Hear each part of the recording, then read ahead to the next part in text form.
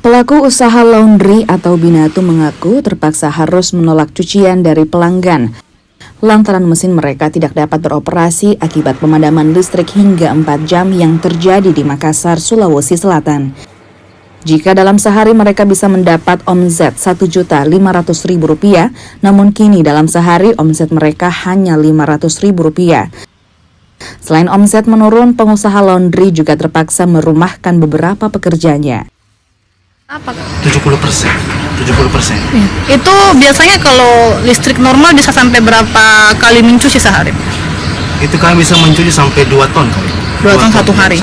Sekarang semenjak ada pemadaman berjam-jam ini bagaimana? Seperti apa ya keadaannya?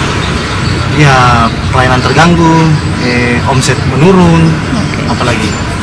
Keluhan dari pelanggan ada Kak juga?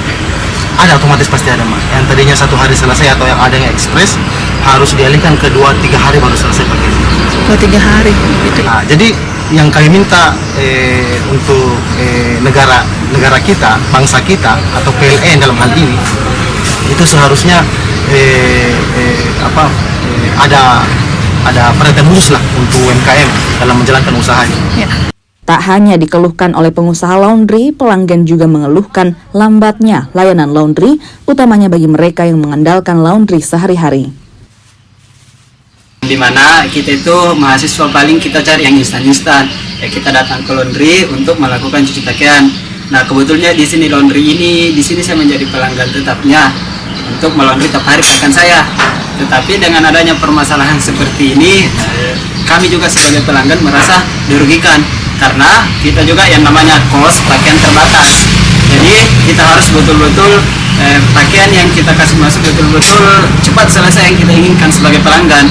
Biasanya kalau sebelum mati lampu di sini berapa jam jadi? Di sini kalau saya kan selalu menggunakan sistem ekspres, yang dimana itu ekspresnya di sini 1-2 jam ya sudah selesai.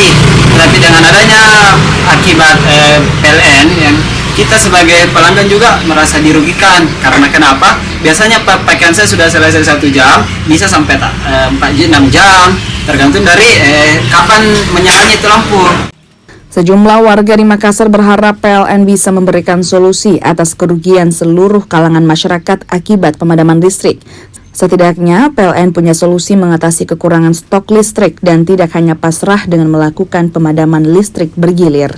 Nila Rustam, Kompas TV Makassar, Sulawesi Selatan.